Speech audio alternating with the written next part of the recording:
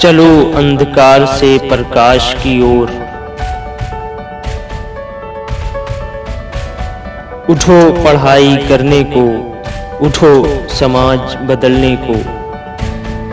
علم کی اہمیت کا اندازہ آپ نبی کریم صلی اللہ علیہ وسلم کے اس قول سے لگا سکتے ہیں کہ اطلب العلم من المہد الی اللحد، یعنی علم حاصل کرو گود سے گور تک۔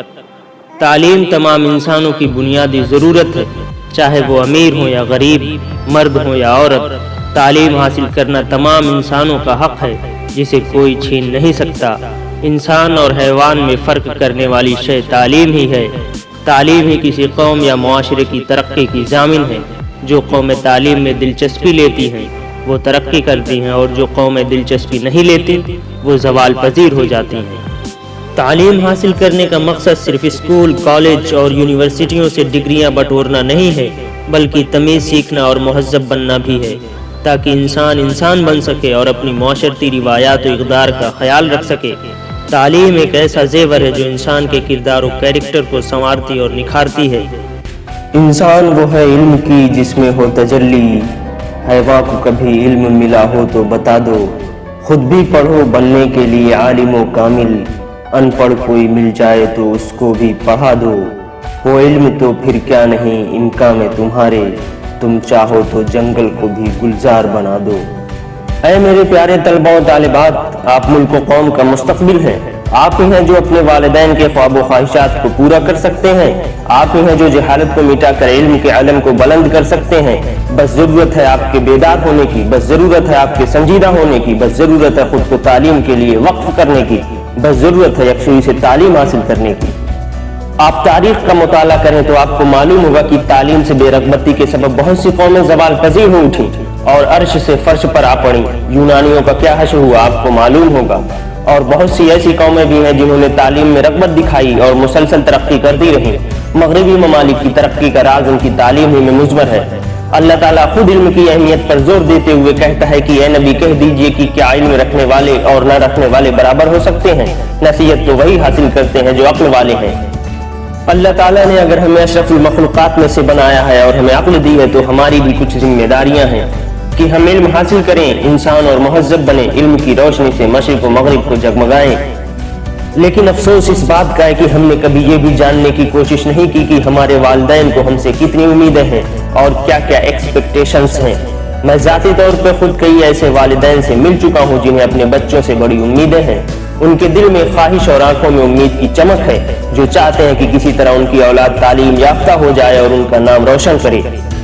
وہ اپنا پیٹ کاٹ کر اپنی ضروریات کو مار کر اپنے بچوں کی تمام ضرورتیں پوری کرتے ہیں، صرف اور صرف اس امید میں کہ ان کے بچے تعلیم یافتہ ہو کر ان کے سارے دکھ دور کر دیں گے۔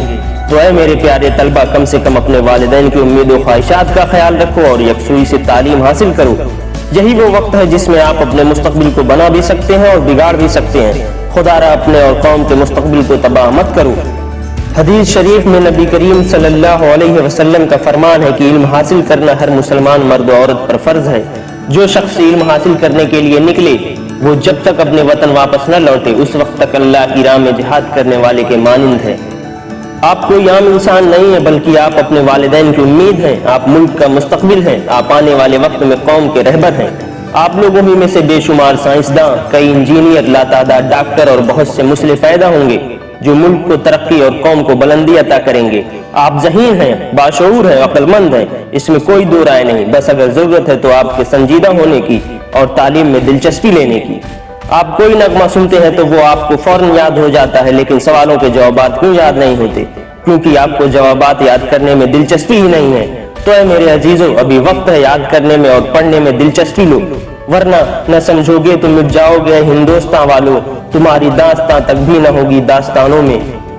یہ جو وقت ملا ہے اس کو غنیمت جانو، اس خالی وقت کا جائز استعمال کرو اور تعلیم پر توجہ دو۔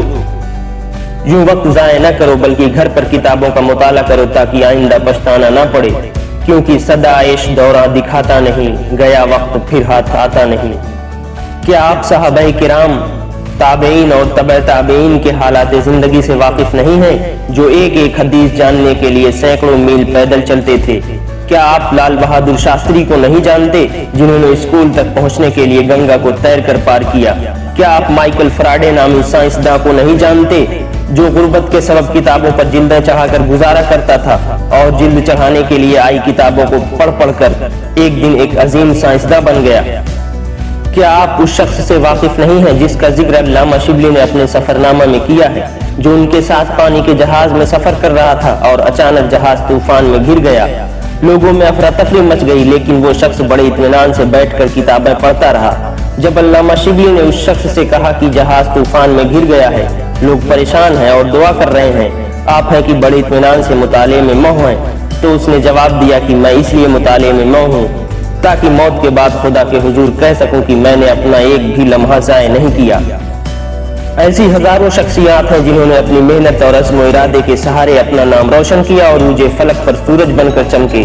اے میرے عزیزوں، خود کا جائزہ لو، حالات کی نزاکت کو سمجھو اور آج سے یہ تہیہ کرو کہ ایک بھی منٹ ضائع نہیں کرو گے، تعلیم پر توجہ دو گے اور علم کو اپنا اوڑھنا اور بچھونا بناؤ گے، کیونکہ موجودہ دور میں اگر کوئی چیز ہمیں عزت اور بلندی عطا کر سکتی ہے تو وہ تعلیم ہی ہے۔ اس لیے بیدار ہو جاؤ اور آج سے ابھی سے پڑھنا لکھنا شروع کر دو۔ بے علم کا جینا بھی ہے ایک قسم کا مرنا، جیسے تنے بے روح جلا دو کی دبا دو۔